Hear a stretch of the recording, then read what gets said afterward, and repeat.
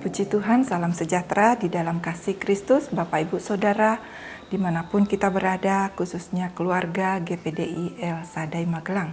Kita bersyukur kalau hari ini Tuhan masih memberi kesempatan buat kita untuk dapat belajar dan merenungkan firman Tuhan di Renungan 7-9 ini yang akan kita lihat bersama-sama di dalam firman Tuhan yang akan saya beri judul Hidup Kudus, yang saya ambil dari kitab 1 Petrus pasalnya yang pertama ayatnya yang ke-15. Karena bacaan Alkitab kita hari ini ada di kitab 1 Petrus pasalnya yang pertama sampai pasalnya yang ke-5. Saya akan bacakan 1 Petrus 1 ayat yang ke-15.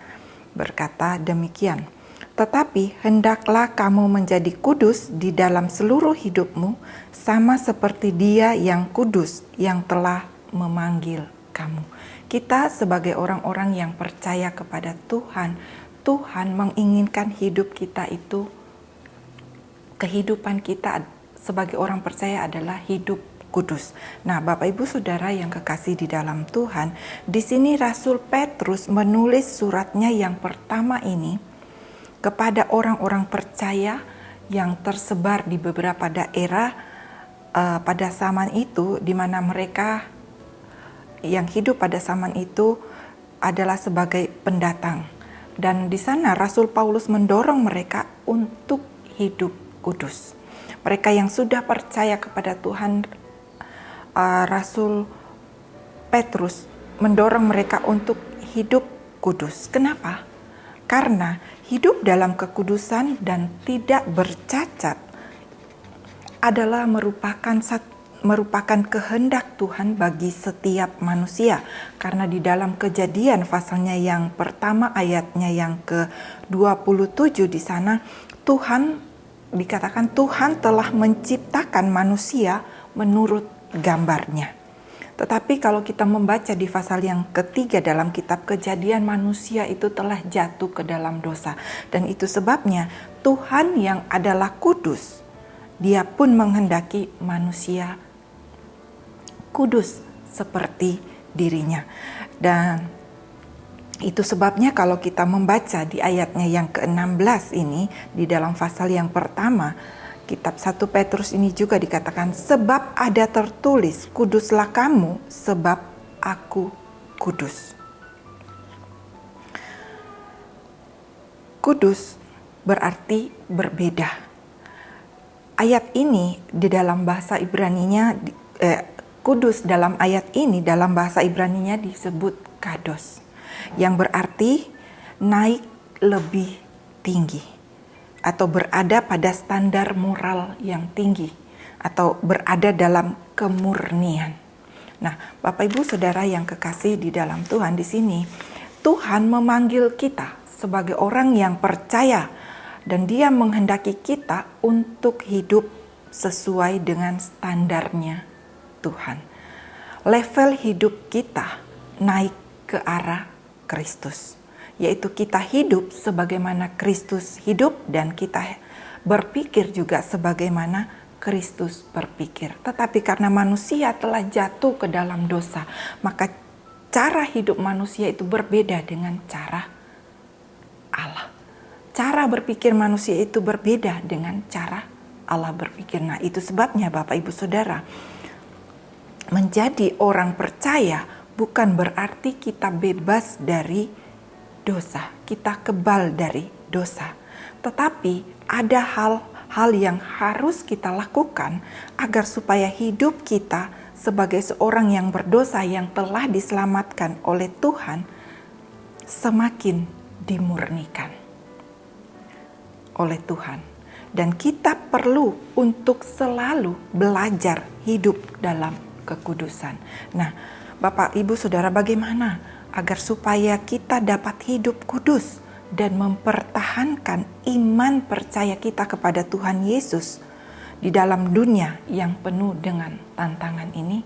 Kita tahu hari-hari yang kita hadapi hari-hari ini adalah hari-hari yang sungguh jahat. Nah, bagaimana caranya agar supaya kita dapat hidup kudus di hadapan Tuhan? ayatnya yang ke-13 di sana kita akan lihat dikatakan, sebab itu siapkanlah akal budimu, waspadalah dan letakkanlah pengharapanmu seluruhnya atas kasih karunia yang dianugerahkan kepadamu pada waktu pernyataan Yesus Kristus. Menghadapi tantangan-tantangan hidup dalam perjalanan pengiringan kita kepada Tuhan untuk kita dapat hidup kudus. Yang pertama adalah di sini kita katakan di ayatnya yang ke-13 adalah kita mempersiapkan akal budi. Dikatakan persiapkanlah akal budimu. Petrus katakan persiapkanlah akal budi. Akal budi di sini berbicara tentang hikmat. Berarti orang percaya harus selalu memiliki hikmat. Hikmat yang daripada Tuhan. Untuk apa Bapak Ibu Saudara? Untuk supaya dapat berpikir dan bergumul di setiap saat. Untuk selalu siap dalam menghadapi ujian, tantangan yang akan datang dalam hidupnya. Dan di dalam Mazmur 111 ayatnya yang ke-10 di sana dikatakan permulaan hikmat adalah takut akan Tuhan. Semua orang yang melakukannya berakal budi yang baik. Puji-pujian kepadanya tetap untuk selama-lamanya. Nah, Bapak Ibu Saudara, mempersiapkan akal budi adalah kita memiliki hikmat yang daripada Tuhan, yaitu takut akan Tuhan. Ketika kita hidup takut akan Tuhan, maka dikatakan di sana kita adalah orang-orang yang berhikmat, orang-orang yang berakal budi yang melakukan firman Tuhan. Nah, yang kedua di sini adalah Bapak Ibu Saudara adalah agar untuk kita dapat mempertahankan iman kita hidup kudus adalah kita selalu waspada. Dikatakan sebab itu siapkanlah akal budimu, waspadalah. Di ayatnya yang ke-13 juga dikatakan waspada. Waspada berarti di sini kita harus selalu berjaga-jaga. Kita harus selalu dalam keadaan sadar, dan itu sebabnya di sini Petrus menasihati kita semua juga untuk tetap mempertahankan iman kita dalam dunia ini yang penuh dengan tantangan dan tawaran-tawaran yang menantang iman kita. Itu sebabnya kita harus selalu waspada. Waspada berarti kita harus menjauhkan diri dari kejahatan. Berbicara tentang kejahatan ada banyak hal, dan saya percaya kita semua tahu apa itu kejahatan. Saya tidak akan membahas, tetapi yang dapat kita ingat di sini adalah kita harus selalu waspada dengan segala kejahatan. Karena di dalam 1 Petrus 5 ayatnya yang ke-8 sampai yang ke-9 juga di sana Rasul Petrus menasehatkan di dalam 1 Petrus pasalnya yang ke-5 ayatnya yang ke-8.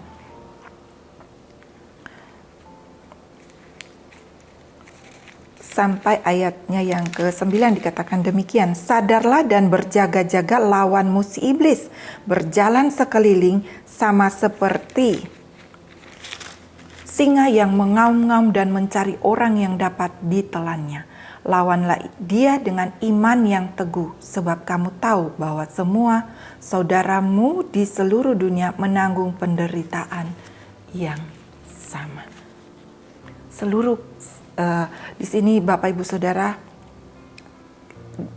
Rasul Paulus memberikan satu cara agar supaya kita dapat mempertahankan iman kita adalah kita harus selalu waspada, selalu berjaga-jaga dan sadar akan setiap tantangan, godaan, cobaan yang datang dalam hidup kita. Kita harus selalu waspada. Dan yang ketiga di sini Bapak Ibu Saudara adalah kita hidup dalam pengharapan. Di ayatnya yang ke-13 bagian C dikatakan, letakkanlah pengharapanmu seluruhnya atas kasih karunia yang dianugerahkan Allah padamu pada waktu pernyataan Yesus Kristus.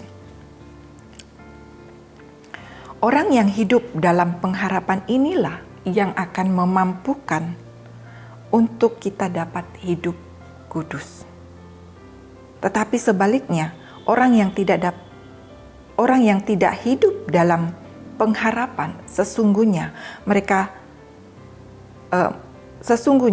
mereka menjalani hidup dalam kebodohan. Itu sebabnya di ayatnya yang ke-14 dikatakan, hiduplah sebagai anak-anak yang taat dan janganlah turuti hawa nafsu yang menguasai kamu pada waktu kebodohan. Pada waktu kebodohanmu, pada waktu sebelum kita mengerti firman Tuhan, sebelum kita mengerti kasih Tuhan, kita belum hidup dalam pengharapan. Itu sebabnya Bapak Ibu, ketika kita percaya kepada Tuhan, mari kita mau tetap hidup dalam pengharapan. Dan kita mau tetap waspada dalam segala hal, tantangan, cobaan yang datang dalam hidup kita. Dan kita mau mempersiapkan akal budi kita untuk kita hidup dalam hikmat yang daripada Tuhan. Nah, itu sebabnya Bapak Ibu Saudara, hari-hari yang kita hadapi hari-hari ini, firman Tuhan katakan hari-hari yang sungguh jahat. Tetapi bagi kita sebagai orang yang percaya, kita tidak perlu takut karena Tuhan yang sudah menyelamatkan kita, Dia tidak akan membiarkan kita. Dan lewat kebenaran firman Tuhan yang kita terima, lewat kuasa Roh Kudus yang ada di dalam hidup kita, Dia yang akan menolong kita. Dan itu sebabnya kita tidak perlu khawatir. Tetaplah percaya kepada Tuhan, tetaplah waspada, dan kita tetap